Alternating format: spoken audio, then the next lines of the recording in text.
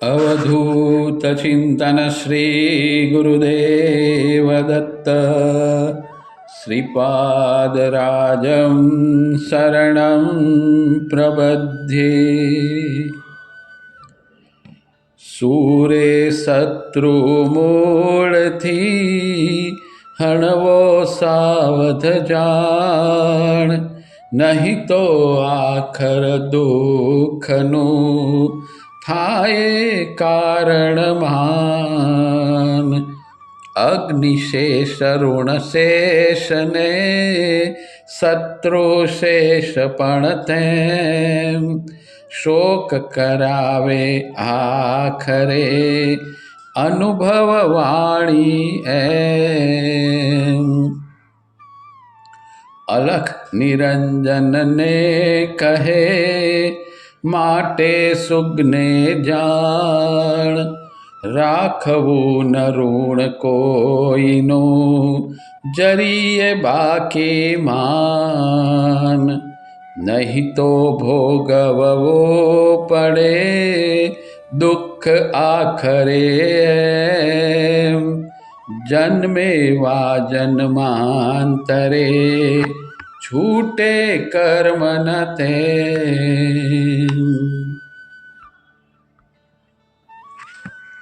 अध्याय 19 विशिष्ट उत्सवों। अनेरा उत्सवे जाम्यो भलो अवधूतनो मेळो, अलखना ओजसे ओप्यो नर्यो अवधूतनो मेळो।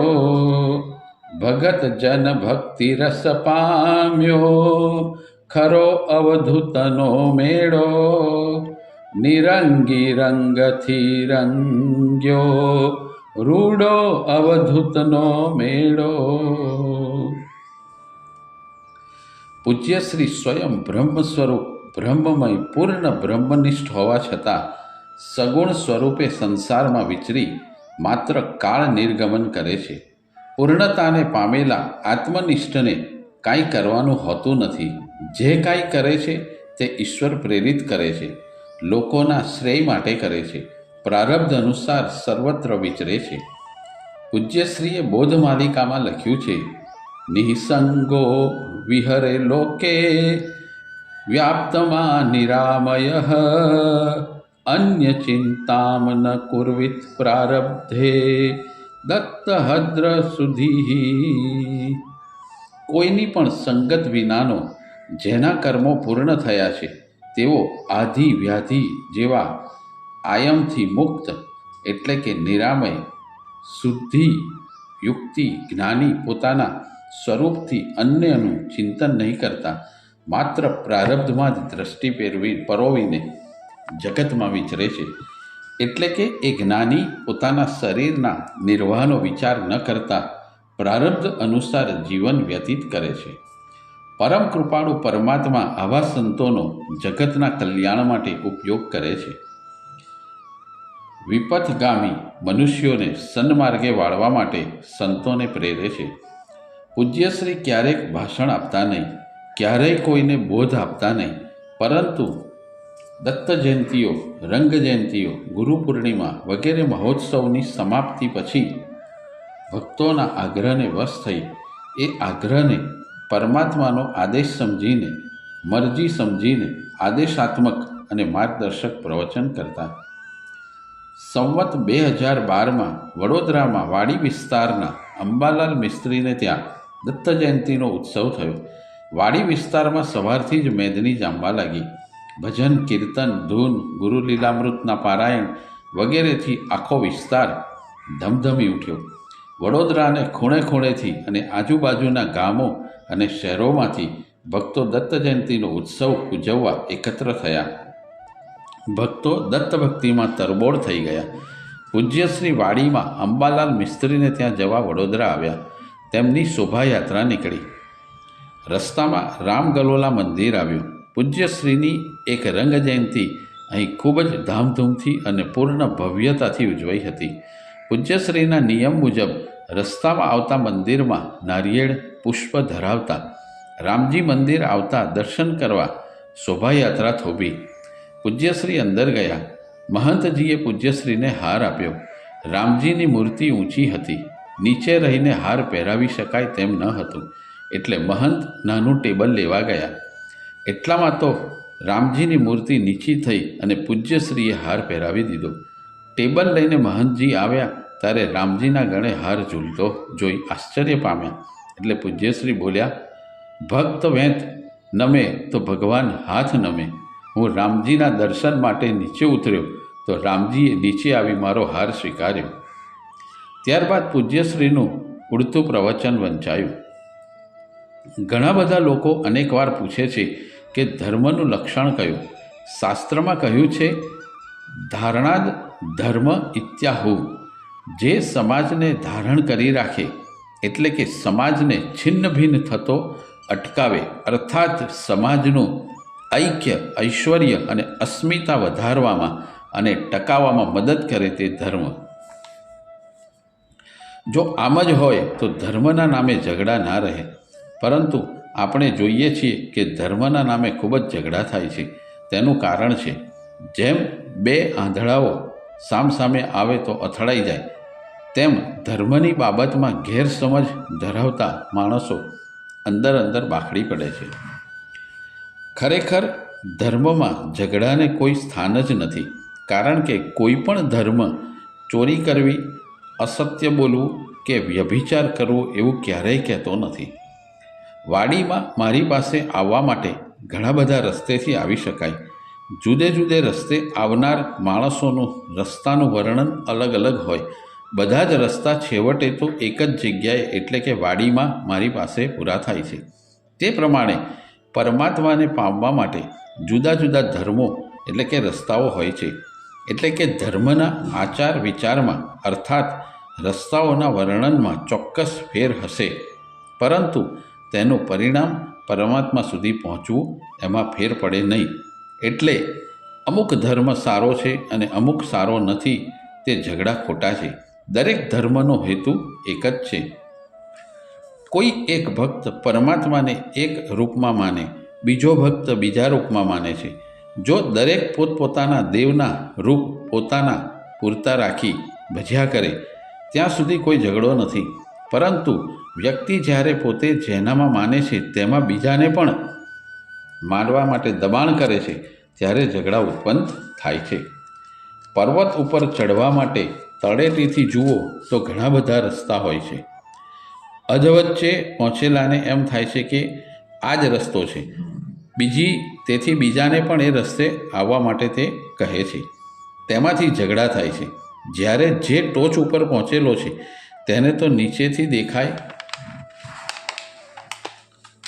કે બધા જ રસ્તા આ એક જ જગ્યાએ શિખર ઉપર આવે છે. એટલે જે માણસે પ્રભુનો સાક્ષાત્કાર કર્યો છે તે જુએ છે કે બધાય ધર્મો અહીં પરમાત્મા પાસે આવવાના રસ્તા છે.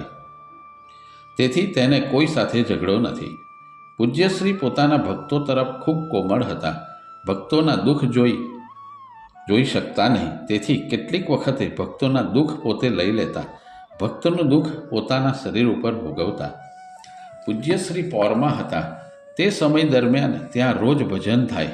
આ ભજનમાં વિઠ્ઠલ નામનો એક છોકરો સુંદર ઢોલક વગાડે. પૂજ્યશ્રી તન્મન થઈને તે સાંભળે. એક દિવસ પૂજ્યશ્રી અંદર સૂતેલા, બહાર ભજન ચાલે. પૂજ્યશ્રી અંદર સૂતા સૂતા સાંભળતા હતા. આજે ઢોલક બરાબર વાગતું ન હતું, વારે ઘડીએ તાલ તૂટતો હતો. છેવટે પૂજ્યશ્રી અંદરથી બોલ્યા, અરે ભાઈ, બરાબર વગાડો ને, વારે ઘડીએ તાલ કેમ તૂટે છે?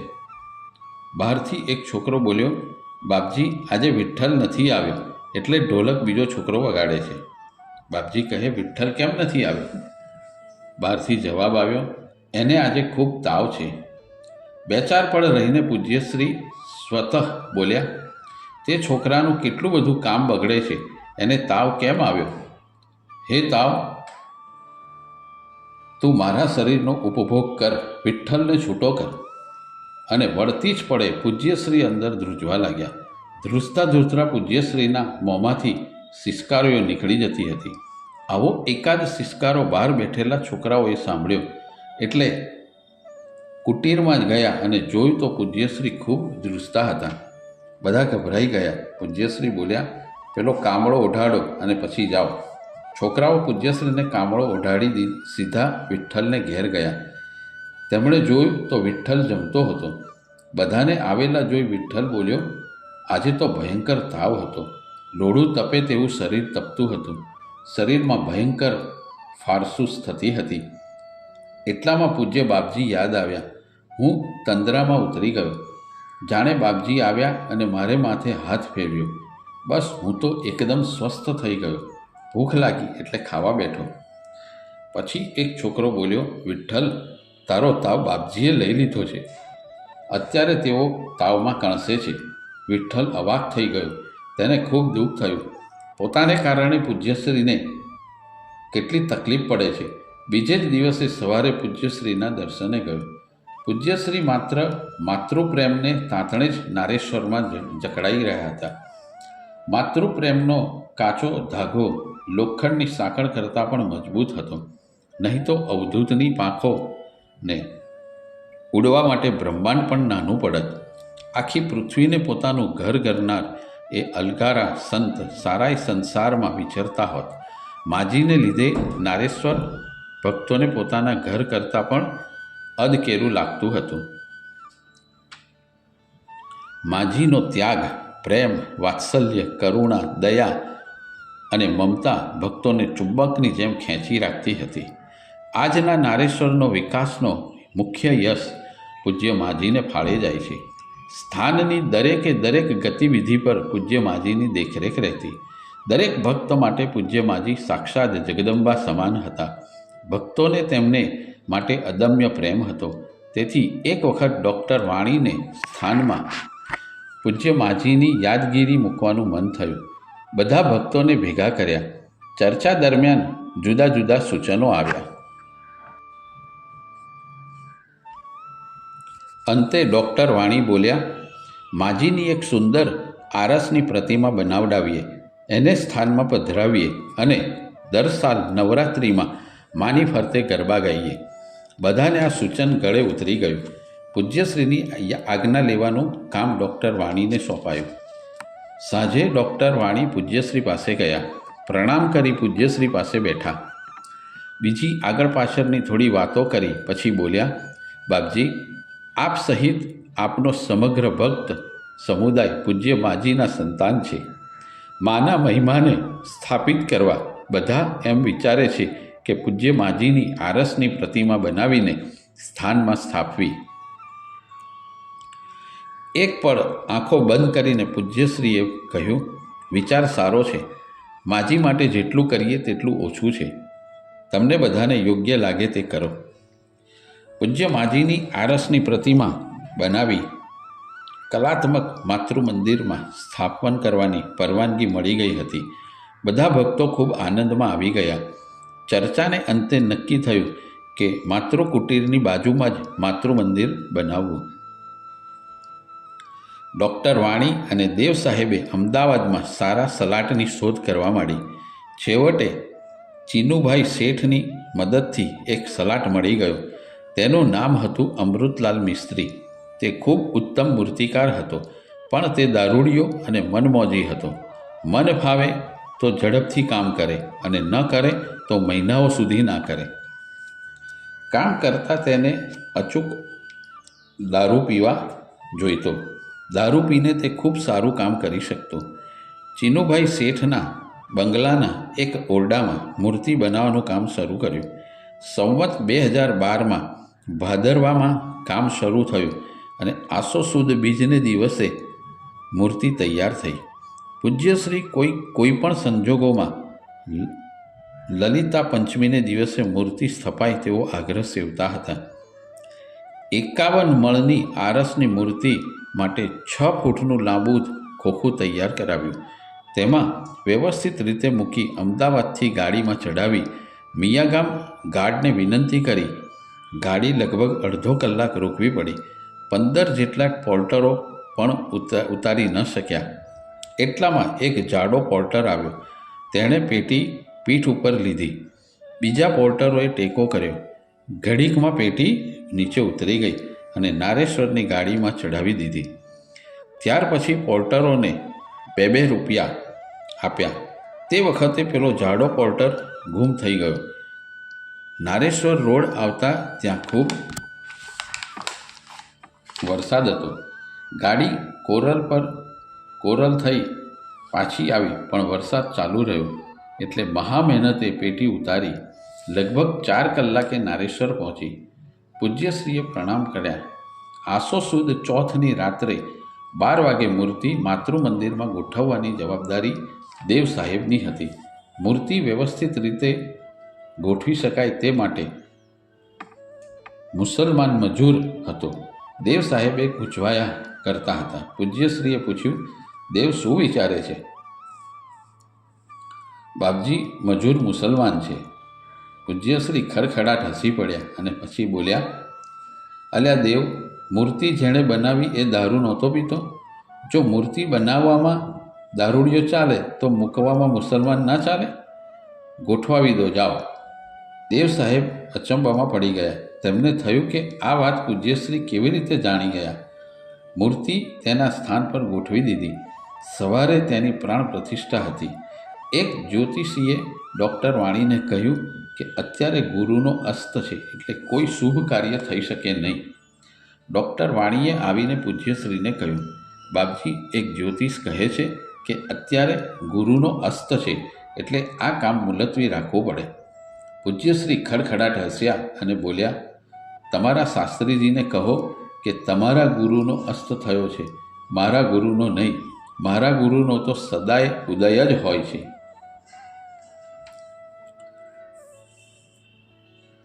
વિક્રમ સંવત 2012ના આસો સુદ પાંચમને લલિતા પંચમીને દિવસે મણિશંકર શાસ્ત્રીએ પૂજાવિધિ કરાવી પૂજ્ય માજીને હાર પહેરાવ્યો. કોઈ પણ દેવ કાર્યની શરૂઆત કરતાં પહેલાં પૂજ્યશ્રી કેટલીક વાતોની ખાતરી કરી લેતા. તેમણે ડૉક્ટર વાણીને કહ્યું, મૂર્તિની પ્રતિષ્ઠા થઈ ગઈ એ પછી તેના પૂજન અર્ચન માટે વ્યવસ્થા થવી જોઈએ. બાપજી, જો અહીં માજીની પ્રતિમાનું પૂજન અર્ચન નહીં થાય તો એ પ્રતિમા હું મારે ઘેર લઈ જઈશ અને યથાવિધિ રીતે પૂજા કરીશ. ત્યાર પછી હોમાત્મક સતચંડી કરવામાં આવી. આ સઘળો ખર્ચ રાજપીપળાના મગનભાઈ કેશુરભાઈ પાદરીએ આપેલો. દર વર્ષે નવરાત્રિમાં આજુબાજુની સેંકડો બહેનો આવે છે નારેશ્વરમાં અને ગરબા ગાય છે. દરેકને લાહણી અપાય છે. ગુજરાતમાં દત્તભક્તિ ચારેકોર પ્રસરી ગઈ. નાના નાના ગામડાથી માંડી મોટા મોટા શહેરોમાં પૂજ્યશ્રીની સુવાસ ફેલાઈ ગઈ. પૂજ્યશ્રીની જયંતિ, દત્ત જયંતિ, ગુરુ પૂર્ણિમાઓની ઉજવણીઓ ચારેકોર થવા લાગી. હવે પૂજ્યશ્રીની જ્ઞાનસભર દિવ્ય વાણીનું પાન કરવા ભક્તો આતુર રહેતા અને પૂજ્યશ્રીને કંઈક આદેશાત્મક કહેવા વિનવતા.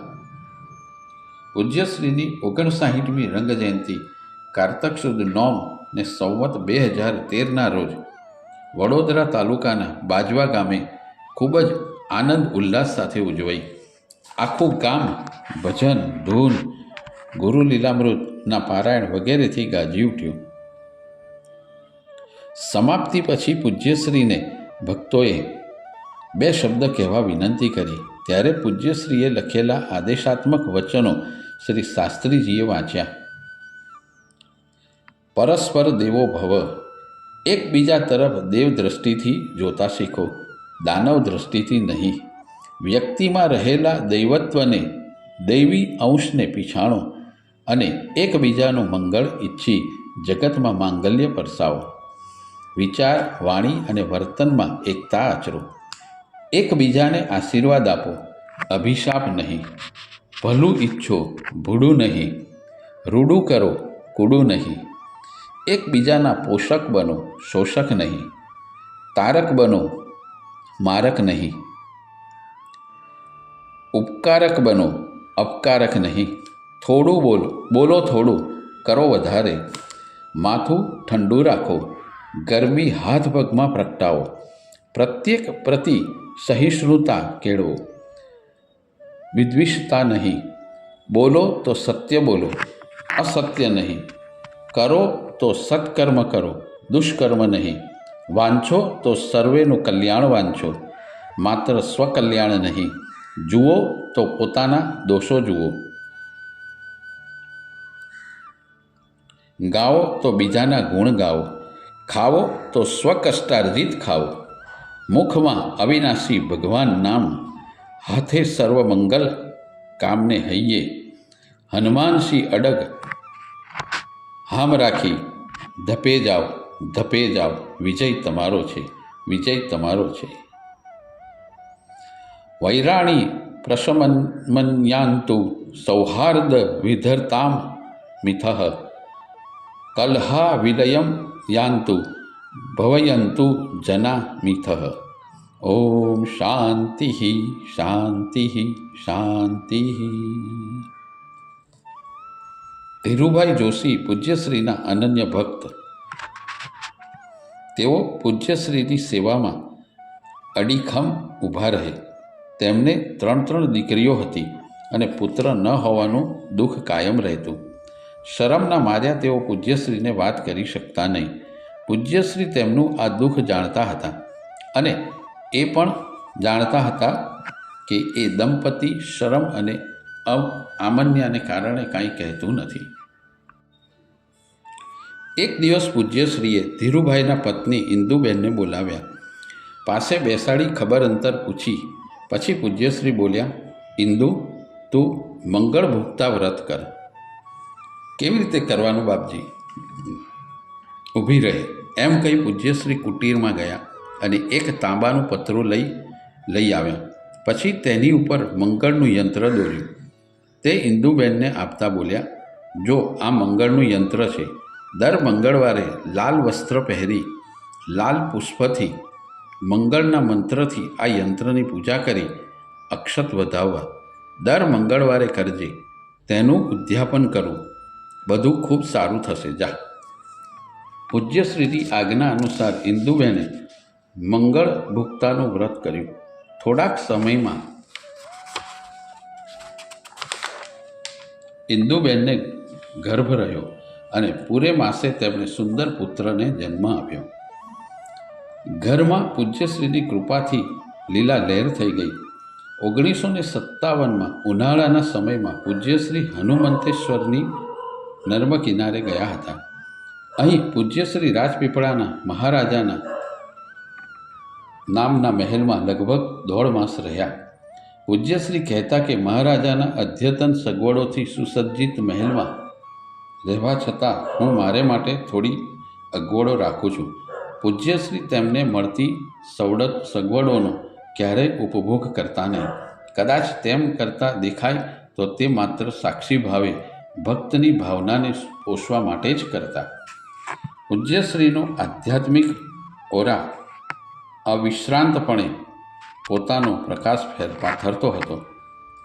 જેમ સિંહને જંગલમાં જુએ તો તેના વનરાજ હોવાની, તેના રાજવી વૈભવની, તેની જન્મજાત ખુમારીની ખબર પડે, તેમ પૂજ્યશ્રીને નારેશ્વરમાં જુઓ તો તેમના અલૌકિક આધ્યાત્મિક વૈભવની ખબર પડે.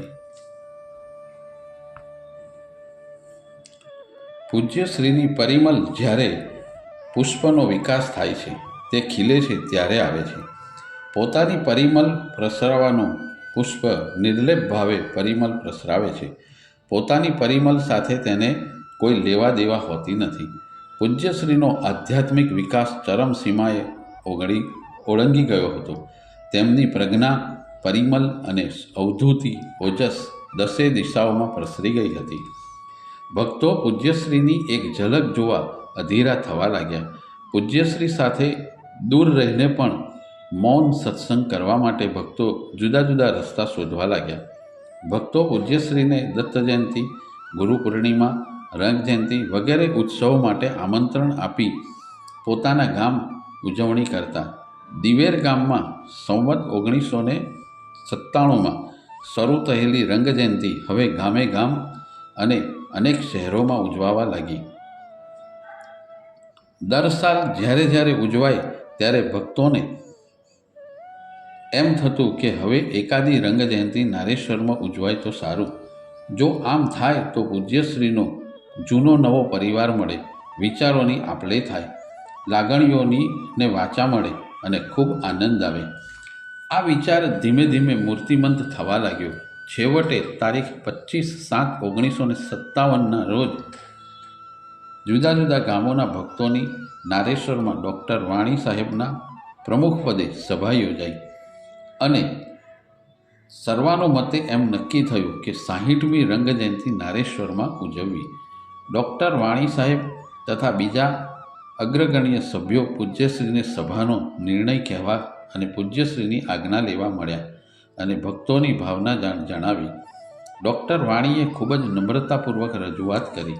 પૂજ્યશ્રીએ સાફ ના પાડી અને ચોમાસાનો સમય, ખેતરોમાં પાક, રસ્તાઓ ખરાબ વગેરે દલીલો કરી. ડૉક્ટર વાણી સાહેબે ખૂબ નમ્રતાપૂર્વક તેમની રીતે પૂજ્યશ્રીને સમજાવ્યા. ભક્તોની ભાવના જોઈ પૂજ્યશ્રીએ સંમતિ આપી. સાથે સાથે તેમણે કહ્યું, બીજી ઉજવણી કરતાં દેવ કાર્યને વધુ મહત્ત્વ આપજો.